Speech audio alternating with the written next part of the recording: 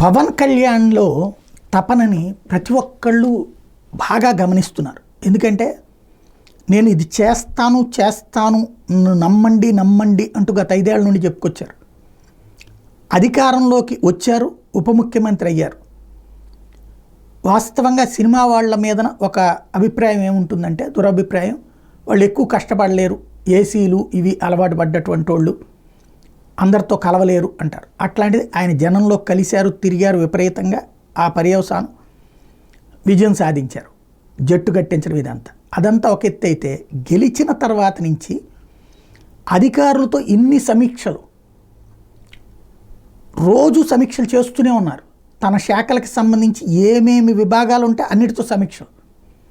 ఒకటి గ్రామీణాభివృద్ధి, అట్లాగే పంచాయతీరాజ్, తర్వాత అటవీ, పర్యావరణం, మరొక వైపున చిన్న నీటిపారుదల, ఏది ఈ గ్రామీణ నీటి పారుదల వ్యవస్థలకు సంబంధించి, ఇట్లాగా ఏ సైన్సు టెక్నాలజీ, ఇట్లాగా చూస్తే ప్రతి డిపార్ట్మెంటు తన దగ్గర ఉన్నటువంటి మంత్రిత్వ శాఖల అన్ని డిపార్ట్మెంట్లతోనూ సమీక్షిస్తూ ఉన్నారు.